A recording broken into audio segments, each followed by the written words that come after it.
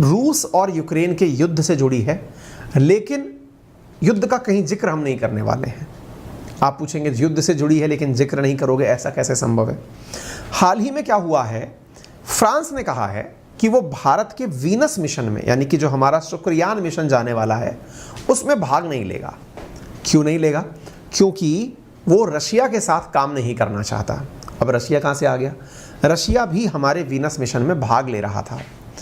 ऐसी स्थिति में हमारा शुक्रयान मिशन वर्ष 2025 में जो प्रस्तावित था, 2024 के अंत में 25 की शुरुआत में, वो जा पाएगा या नहीं, आज के सेशन में हम यही चर्चा करने वाले हैं।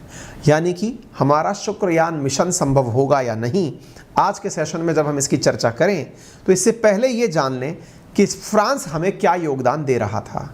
यूँ समझ लीजिए कि फ्रांस हमें वो मशीन दे रहा था जिसकी वजह से हम अपनी यात्रा को सुगम बना सकते थे। ठीक है, चलिए चर्चा करते हैं, क्या है पूरी कहानी, विस्तार से समझते हैं। फ्रांस ने क्यों साथ देने से इनकार किया है? तो केवल इसलिए क्योंकि साहब आपके साथ रशिया है। रशिया क्यों है हमारे साथ? क्योंकि हमारा तो पुराना पार्टनर है।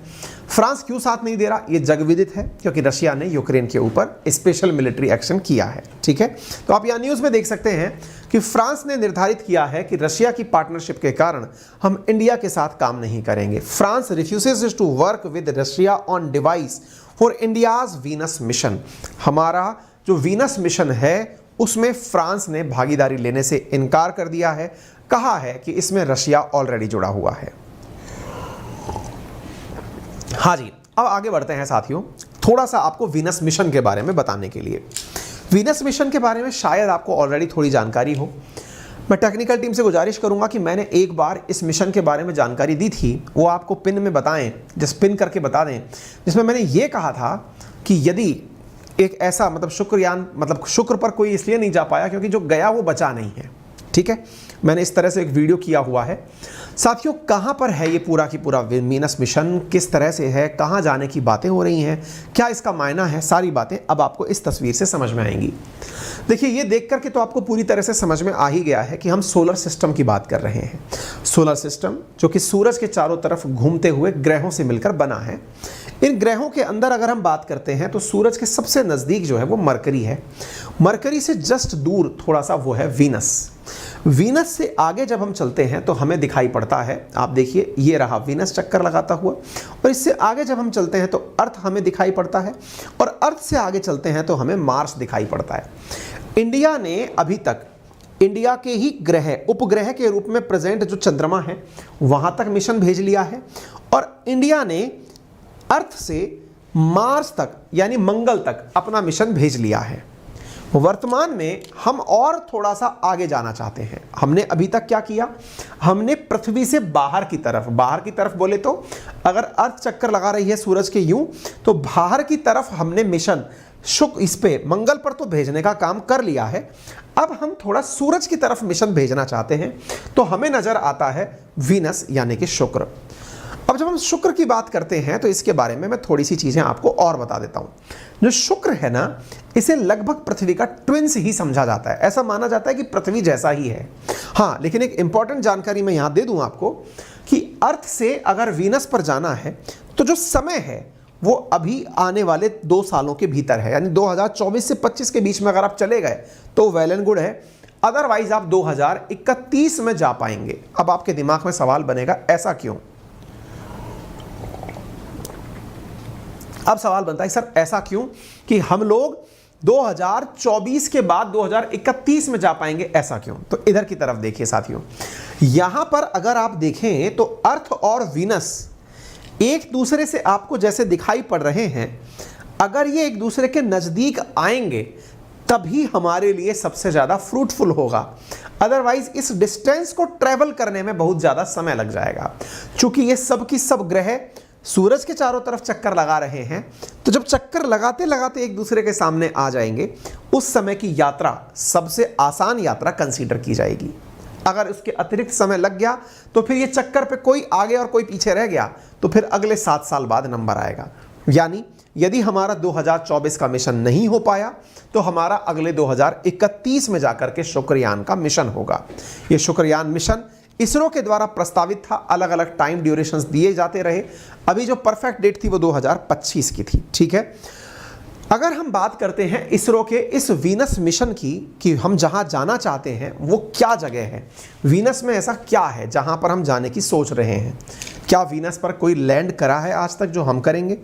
एक तथ्य जान लीजिए, वीनस पर अगर किसी ने लैंड करने की कोशिश भी की है तो वो जिंदा नहीं बचा है। जिंदा नहीं बचा है का क्या मतलब है, वीनस की सतह का तापमान, सरफेस का जो टेम्परेचर है वो 450 डिग्री सेंटीग्रेड से ऊपर है। यानी यदि यहाँ पर किसी सैटेलाइट ने लैंड करने की भी कोशिश की, किसी रॉकेट ने यहाँ पर लैंड करने की भी कोशिश की, तो वो यहाँ जिंदा नहीं बचा।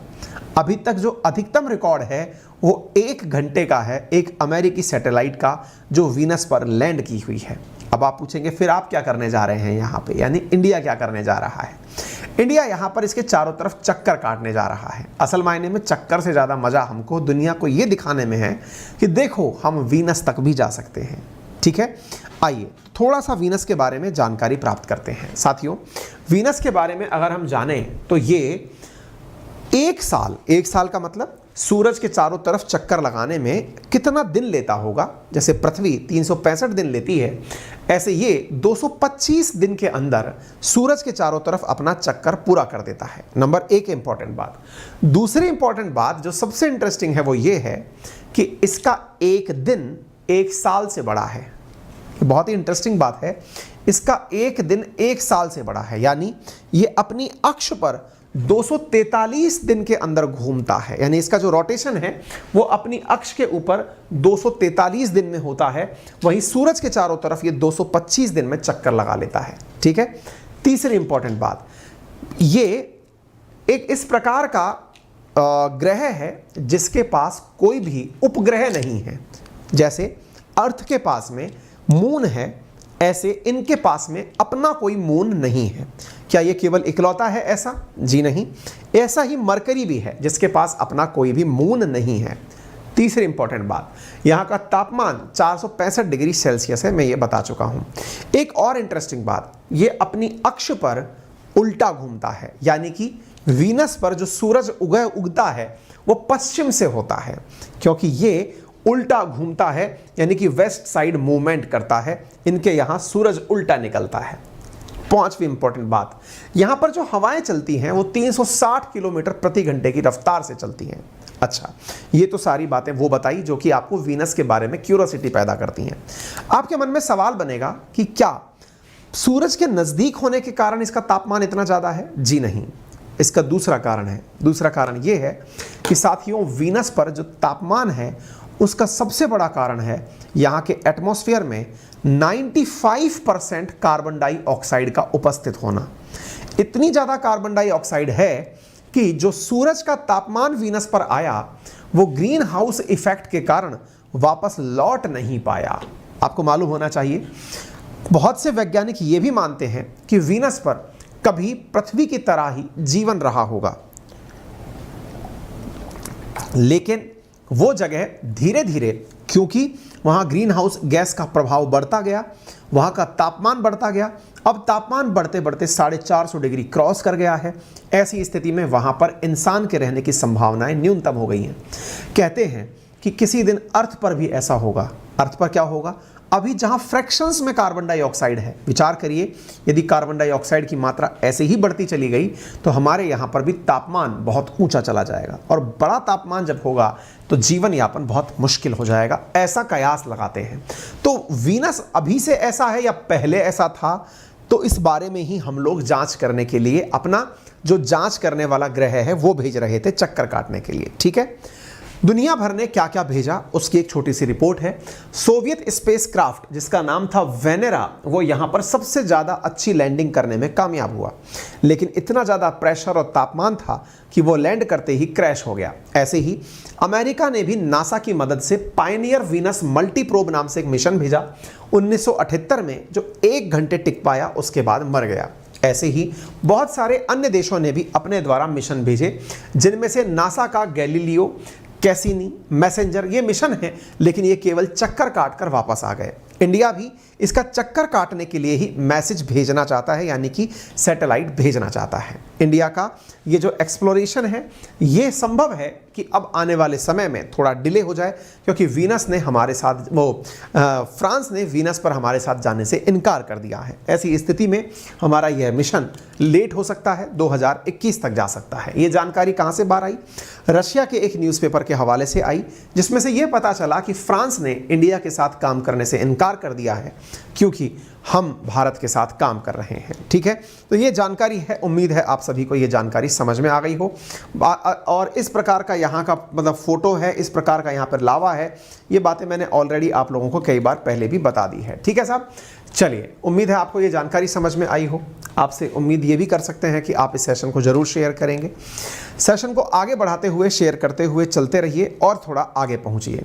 आप लोग सेशन को शेयर करने में दिक्कत कर रहे हैं। इतनी मेहनत के बाद अगर सेशन आ रहा है और आप उसे शेयर नहीं कर रहे हैं, उससे थोड़ा मेरा मोटिवेशन डाउन हो जाएगा। यूपीएससी कैटेगरी के अंदर अगर आप तैयारी करते हैं तो अनअकैडमी पर इस समय अनअकैडमी लाइट में आप लोगों को प्रीलिम्स को ध्यान में रखते हुए बहुत ही शानदार प्रकार के, सोचिए 55,000 से ज्यादा बच्चे हमारे अनअकैडमी लाइट पर जुड़े हुए हैं। प्रोडक्ट की आप उपयोगिता इससे समझ सकते हैं। ठीक है ना, ये टेस्ट सीरीज है, पेड टेस्ट सीरीज है, जिसमें आप कनेक्ट कर सकते हैं। ठीक है बेटा, इसमें आपको बेस्ट एडुकेटर्स के द्वारा तैयार की हुई कंटेंट मिलती है, आप इसको अंदर पार्टिसिपेट कर सकते हैं। ठीक है बेटा, इसके अलावा अनअकैडमी के प्रीलिम्स और सीसेट को आप टारगेट करके पढ़ सकते हैं। अनअकैडमी के कोर्सेज में रेज ए हैंड फीचर है, यदि आप टीचर से डाउट पूछना चाहते हैं तो आप डाउट पूछ सकते हैं। प्लस कोर्सेज में हमारे साथ आपको जो कंटेंट दिया जाता है उसमें प्रॉपर तरीके से पीडीएफ प्राप्त होती है। पीडीएफ के साथ साथ आपको पूरा टेस्ट एनालिसिस होता है, टीचर से बात करने का मौका मिलता है। हमारे आइकॉनिक कोर्सेज के अंदर आप टीचर से डायरेक्ट बात कर सकते हैं, क्लास के दौरान उससे कनेक्ट हो सकते हैं, अपने डाउट पूछ सकते हैं, सारा कंटेंट पीडीएफ के फॉर्मेट में प्राप्त कर सकते हैं। ये हमारे सब्सक्रिप्शन का एक और टाइप है जिसे आप आइकॉनिक के नाम से जानते हैं। एसएससी कैटेगरी के अंदर भी हमारे कोर्सेज हैं। मेरा एक नया वीकेंड बैच शुरू हो रहा है एसएससी के अंदर, यदि आप उसे ज्वाइन करना चाहें तो बहुत ही नॉमिनल कीमत पे आपको वो कोर्स उपलब्ध हो जाएगा, आप उसे ज्वाइन कर सकते हैं। Thank you so much. अपना ख्याल रखें, बड़ों का सम्मान करें, छोटों को प्यार दें, अपना व्यक्तित्व इस प्रकार से विकसित करें कि महिलाएं आपके साथ सुरक्षित महसूस करें।